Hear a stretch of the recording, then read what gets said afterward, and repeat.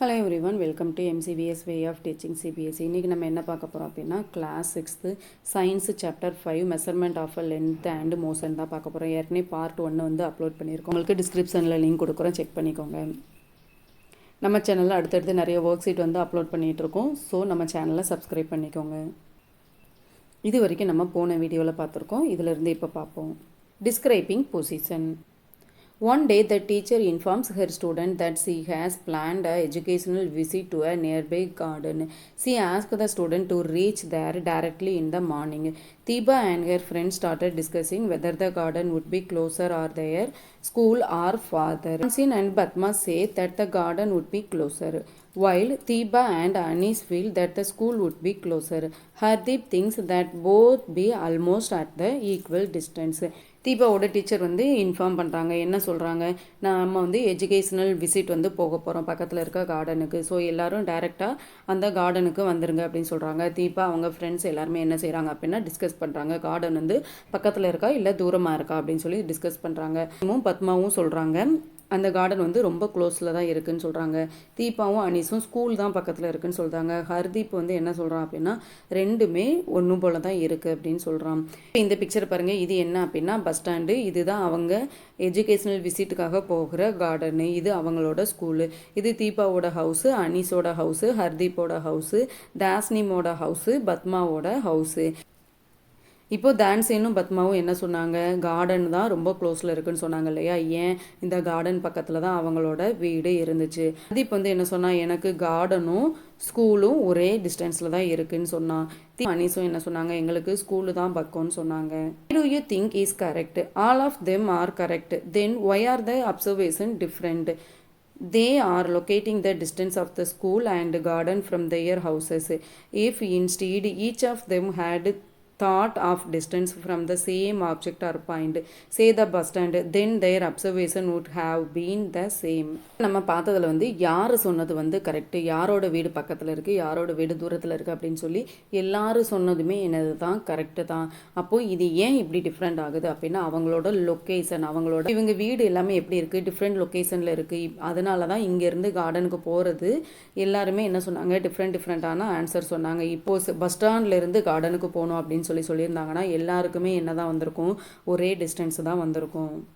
அப்போ location point ஒரே மாதிரி இருந்துச்சு அப்படின்னா டிஸ்டன்ஸும் எப்படி இருக்கும், ஒரே மாதிரி இருக்கும்.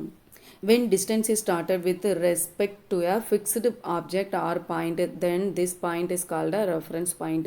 இப்போ நம்ம பஸ் ஸ்டாண்டு அப்படின்னு சொல்லியிருந்தோம் அப்படின்னா ஒரே மாதிரி இருந்திருக்கும்ல டிஸ்டன்ஸ். இந்த மாதிரி ஒரே ஒரு பிளேஸை வந்து மென்ஷன் பண்ணாங்க, ஒரு லொக்கேட்டிங் பிளேசஸ் வந்து இருந்தது அப்படின்னா அந்த பாயிண்ட்டை நம்ம என்னன்னு சொல்கிறோம் அப்படின்னா ரெஃபரன்ஸ் பாயிண்ட்டுன்னு சொல்கிறோம். 2 days later, Hardeep tells his friend excitedly, let us all go to the playground. The sports teacher wants us to help her to draw lines with chunna powder, limestone powder for making a kabaddi court for the sports day. But we will need a longer measuring tape. Let us take it from the sports room.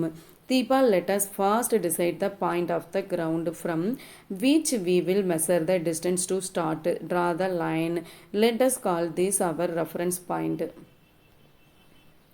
இப்போ கொஞ்ச நாள் கழித்து வந்து ஹர்தீப் வந்து ரொம்ப excite ஆகிறான். எல்லோரும் play கிரவுண்டுக்கு வாங்கன்னு சொல்லிட்டாங்க. ப்ளே கிரவுண்டில் போய் என்ன சொல்லியிருக்காங்க அப்படின்னா அவங்களோட டீச்சர் வந்து சுண்ணா பவுடர்னால் என்னென்னா லைம் ஸ்டோனு, சுண்ணாம்பு பவுடர்னு சொல்லுவோம்ல, அதை தான் சுண்ணா பவுடர்னு சொல்கிறாங்க. அந்த பவுடரை வச்சு என்ன செய்ய சொல்லியிருக்காங்க அப்படின்னா ஒரு கபடி கோர்ட் வந்து ட்ரா பண்ண சொல்கிறாங்க. இப்போது ஒரு ப்ளே கிரவுண்டு வந்து பெருசாக இருக்கும், அதில் வந்து கபடி கோர்ட் வந்து ட்ரா பண்ணணும் அப்படின்னா நமக்கு வந்து ஒரு ரெஃபரன்ஸ் பாயிண்ட் வேணும். அந்த ரெஃபரன்ஸ் பாயிண்ட்லேருந்து தான் நம்ம என்ன செய்ய முடியும், அந்த ரெஃபரன்ஸ் பாயிண்ட்லேருந்து மெஷர் பண்ணால் தான் நமக்கு மெஷர்மெண்ட் வந்து கரெக்டாக வரும். ஸோ தீபா என்ன சொல்கிறா அப்படின்னா ஃபர்ஸ்ட் ரெஃபரன்ஸ் பாயிண்ட் என்ன அப்படின்னு சொல்லி டிசைட் பண்ண சொல்கிறா.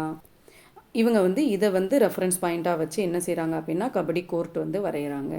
After a few days, Padma wants traveling by bus to visit her grandparents in Delhi. She was eager to reach Delhi and was reading the kilometer stone on the side of the road. On one of the kilometer stone, it was written in Delhi 70 kilometer. கொஞ்ச நாள் கழித்து பத்மா வந்து என்ன செய்கிறான் அப்படின்னா டெல்லியில் இருக்க அவங்களோட கிராண்ட் பேரண்ட்ஸ் வீட்டுக்கு வந்து போயிட்டுருக்கான். அப்படி போயிட்டே இருக்கும்போது அவன் என்ன பார்க்குறான் அப்படின்னா டெல்லி 70 கிலோமீட்டர் அப்படிங்கிறத பார்க்குறான். Further on the next kilometre stone read Delhi 60 kilometre. Each kilometre stone indicate to her that she was getting closer to the grand parents house. கொஞ்சம் தூரம் போனதுக்கப்புறம் எப்படி இருந்தது அப்படின்னா டெல்லி 60 கிலோமீட்டர்னு இருந்தது. இதிலிருந்து அவனுக்கு என்ன தெரிஞ்சுது அப்படின்னா அவங்களோட தாத்தா பாட்டி விட அவன் எவ்வளோ தூரம் கிட்ட நெருங்கிக்கிட்டே இருக்கான் அப்படிங்கிறது தெரிஞ்சுது. The kilometer stone indicate her distance from Delhi. So Delhi is a reference point in this situation. இப்போ இந்த சிச்சுவேஷனை பார்க்கும்போது அவங்களோட ரெஃபரன்ஸ் பாயிண்ட் என்னவா இருந்தது? டெல்லியாக இருந்தது. If the kilometer stone reads Delhi 70 km as shown in figure 5.13, we can say that the position of Patma is 70 km from Delhi. When the kilometer stone reads Delhi 60 km, the position of Patma at 60 km from Delhi. இது டெல்லிக்கு போகிறதுக்கு இன்னும் எத்தனை kilometres இருக்குது? 70 kilometres இருக்குதுன்னு அர்த்தம். இப்போ இது டெல்லி 60 கிலோமீட்டர் இருக்குது அப்படின்னா பத்மா வந்து டெல்லிக்கு போகிறதுக்கு இன்னும் 60 கிலோமீட்டர்ஸ் இருக்குதுன்னு அர்த்தம். Moving things. Activity 5.2. Let us explore. Look around and prepare a list of 5 objects that are in motion and 5 objects that are in rest. இப்போ நம்ம ஒரு 10 பொருள் எடுத்துக்க போகிறோம். அதில் 5 பொருள் எப்படி இருக்கணும் அப்படின்னா ஏதாவது மூமெண்ட் ஆகிட்டே இருக்கணும். ஒன்று உருண்டுட்டு இருக்கணும், இல்லை நடந்துட்டு இருக்கணும், ஏதோ ஒரு மூமெண்ட் வந்து பண்ணிட்டு இருக்கணும். அதுக்கப்புறம் 5 ஆப்ஜெக்ட் வந்து எப்படி எடுக்க போகிறோம் அப்படின்னா எந்த ஒரு மோஷனுமே இல்லாமல் எந்த ஒரு ஆக்டிவிட்டியுமே பண்ணாமல் இருக்கிற 5 ஆப்ஜெக்ட் எடுக்க போகிறோம். Record your observation in table 5.3. அதை வந்து பார்க்குறோமா அதை இந்த டேபிளில் ரெக்கார்ட் பண்ண போகிறோம். Think about how you decided whether an object was in motion or at rest. Write your explanation and justification in table 5.3. Move ஆகிட்டு இருக்கு இல்லைனா ஒரு பொருள் ஒரே இடத்துல இருக்குது அப்படிங்கிறது. Compare and analyze your justification. How can one decide if an object is in motion or a rest? An object is said to be in motion if it is position change with respect to the reference point with time. If an object not changing its position with respect to the reference point with time, it is said to be a rest. இப்போ எதெல்லாம் நம்ம மோஷன்னு சொல்லுவோம் அப்படின்னா ஒரு things வந்து அதோட பொசிஷனை ஒரு குறிப்பிட்ட டைமுக்குள்ளே அதோட பொசிஷனை சேஞ்ச் பண்ணுச்சு அப்படின்னா அதை நம்ம என்னன்னு சொல்லுவோம் அப்படின்னா மோஷன்னு சொல்லுவோம். இப்போ அதே இது ஒரு பொருள் வந்து ஒரு குறிப்பிட்ட டைமுக்குள்ளே அதோட பொசிஷனை வந்து சேஞ்ச் பண்ணவே இல்லைன்னா அதை நம்ம என்னன்னு சொல்லுவோம்? ரெஸ்ட்னு சொல்லுவோம். Deepa looked around her in bus and noticed that all passengers were seated. She looked around again after a minute, them still occupying their seat. They wondered, are they moving?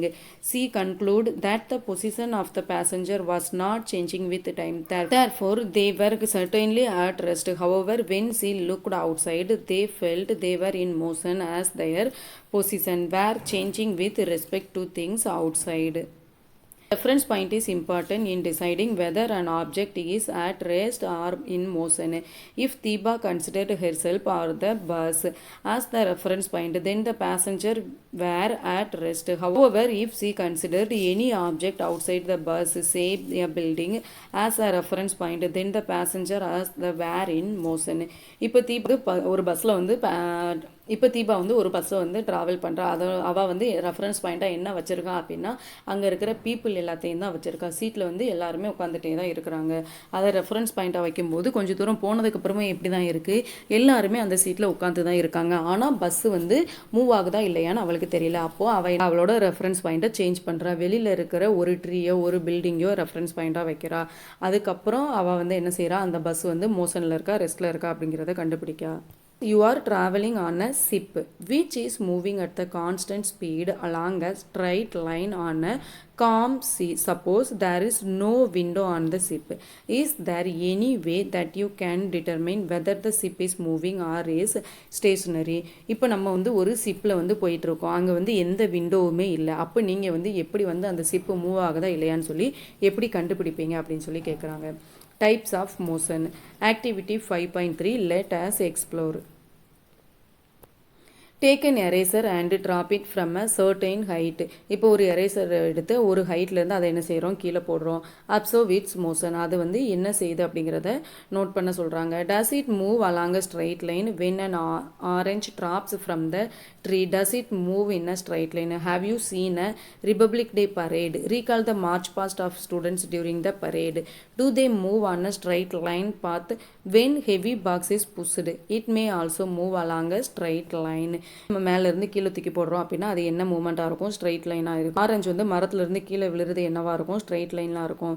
அதே மாதிரி republic Day parade வந்து March pass பண்ணுறது எப்படி இருக்கும், ஒரு straight லைனாக இருக்கும். அதே மாதிரி ஒரு பாக்ஸை நம்ம புஷ் பண்ணுறது, தள்ளி விடுறது எப்படி இருக்கும், ஸ்ட்ரெயிட் லைனாக இருக்கும். அப்போ இந்த மாதிரி ஸ்ட்ரெயிட் லைனில் இருக்கிறது எல்லாத்தையும் நம்ம என்னன்னு சொல்கிறோம். When an object moves along a straight line, its motion is called a linear motion. Identify such linear motion in your surrounding. இப்போ ஒரு மோஷன் வந்து ஸ்ட்ரெயிட் லைனாக ஒரே லைனில் வந்து சொல்கிறோம் அப்படின்னா லினியர் மோஷன்னு சொல்கிறோம். இப்போ நம்மளை சுற்றி என்னென்ன லினியர் மோஷன் நடக்கு அப்படிங்கிறத அப்சர்வ் பண்ண சொல்கிறாங்க. But do things always move along a straight line? You might have enjoyed playing on a swing and merry-go-round. Are these types of motion also linear motion? இப்போ எல்லாமே வந்து ஸ்ட்ரெயிட் லைனில் இருக்குமா? இப்போ நம்ம வந்து ஸ்விங்கு ஊஞ்சல் விளாண்டுட்டு இருக்கோம், அதே மேரிகோ ரவுண்டில் வந்து சுற்றிட்டு இருக்கோம் அப்படின்னா இதுவும் லீனியர் மோஷன் ஆகுமா பார்ப்போம். Activity 5.4. Let us investigate. Tie an eraser or potato at one end of the thread. இப்போ ஒரு நூலர் or potato at one end of the thread. இப்போ ஒரு நூல் எடுத்துக்கிறோம், அந்த நூலோட ஒரு எண்டில் என்ன செய்கிறோம், ஒன்று எரேசரை கட்டுறோம், இல்லைனா பொட்டேட்டோவை வந்து கட்டுறோம். Hold the other end of the thread with your hand and wait. இப்போ வந்து இன்னொரு எண்டை வந்து நம்மளோட கையில் பிடிச்சிட்டு அதை என்ன செய்கிறோம் அப்படின்னா சுற்றுறோம். வில் அப்படின்னா சுற்றுறது, ரொட்டேட்னு அர்த்தம். அப்சர்வ் இட்ஸ் மோஷன், இதோட மோஷனை வந்து அப்சர்வ் பண்ணுங்கள். Is the motion of the eraser the same as that of a merry go round? இப்போ இந்த எரேசரோட மோஷனும் மேரிகோ ரவுண்டோட மோஷனும் சேமாக இருக்குமா? இதுவும் எப்படி தான் இருக்கும், ரொட்டேட் ஆகும், அதுவும் ரொட்டேட் ஆகும். When an object move along a circular path its motion is called a circular motion. இப்போ எந்த ஒரு ஆப்ஜெக்ட், எந்த ஒரு பொருள் வந்து சர்க்குலரில் வந்து மூவ் ஆகுதோ, ரொட்டேட் ஆகுதோ, அதை நம்ம என்னன்னு சொல்கிறோம் அப்படின்னா சர்க்குலர் மோஷன்னு சொல்கிறோம். எரேசரை சுற்றுறது என்னது, ஒரு சர்க்கிள் ஃபார்ம் பண்ணுதா, ஸோ இது சர்க்குலர் மோஷன். இப்போ இந்த ராட்டினத்தை எடுத்துக்கிட்டாலும் இது எப்படி தான் சுற்றுது, சர்க்குலரில் சுற்றுதா, ஸோ இதுவும் என்னது circular motion. Activity 5.5. Let us investigate.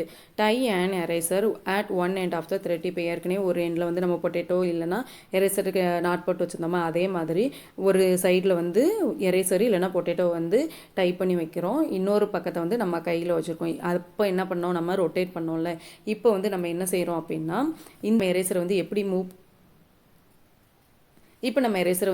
பண்ண போகிறோம்னா இந்த மாதிரி மூவ் பண்ண போகிறோம். இந்த மூவ்மெண்ட்டுக்கு பேர் என்னது? As it start moving to and fro is its motion similar to the motion of a swing.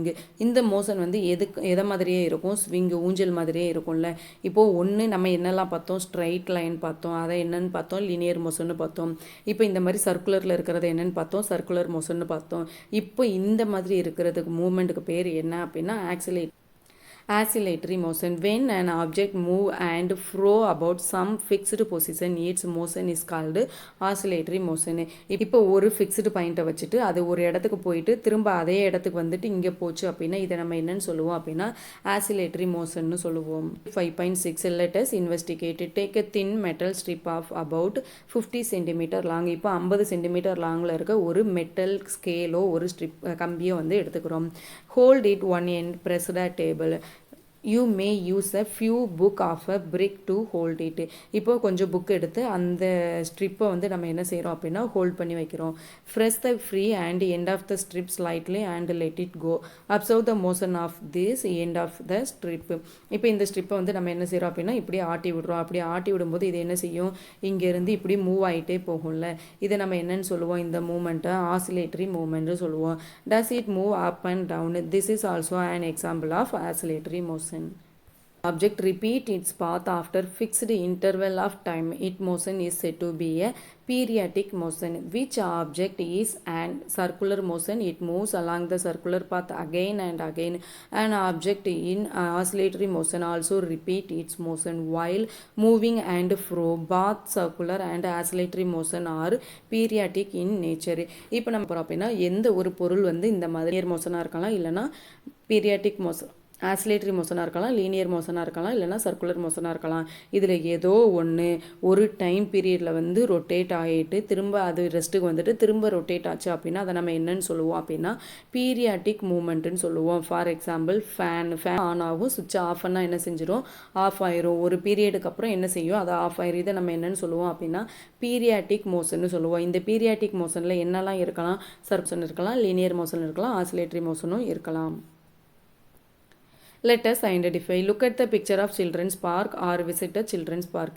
இப்போ நம்ம குழந்தைங்க விளையாண்டுட்டு இருக்க பார்க்க பார்த்தோம் அப்படின்னா observe different kind of motion. Classify them as linear, circular or oscillatory motion.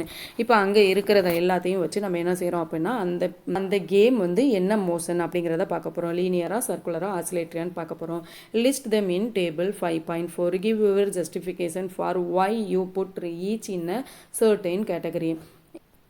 இப்போ இந்த ஸ்லைடிங் எடுத்துக்கோங்க. இந்த ஸ்லைடிங் எப்படி இருக்குது, ஸ்ட்ரெயிட்டாக இருக்கா. அப்போ இதுவும் என்னது, லீனியர் மோஷன். அப்போது இது லீனியர் மோஷன், இதுவும் லீனியர் மோஷன். இப்போ இந்த ஸ்விங் எடுத்துக்கோங்க. நம்ம ஏற்கனவே பார்த்தோம் ஸ்விங்கு என்ன மோஷனு, ஆசிலேட்டரி மோஷனு. அதே இது இப்போ இந்த சீசாவை எடுத்துக்கோங்க. இந்த சீசா வந்து என்ன செய்யுது, மேலே போகுது, கீழே வந்துட்டு திரும்ப மேலே போயிட்டு கீழே வருது. அப்போ இதுவும் என்னது, ஆசிலேட்டரி மோஷன். இப்போ இந்த ஸ்கிப் பண்ணுறாங்க. ஸ்கிப்பிங் எப்படி நடக்கும், இப்படி சர்க்குலரில் தான் நடக்கும். அப்போ இப்படி சர்க்குலரில் நடக்கிறத நம்ம என்னன்னு சொல்லுவோம் அப்படின்னா சர்க்குலர் மோஷன் சொல்லுவோம். மேரிகோ ரவுண்டு என்ன செய்யுது, சர்க்குலர் பாத்தில் தான் நடக்கும். அப்போ இதையும் என்ன சொல்லுவோம், சர்க்குலர் மோஷன்னு சொல்லுவோம். இதோட இந்த லெசன் முடிஞ்சு. தேங்க்யூ ஃபார் வாட்சிங் MCVS way of teaching CBSE.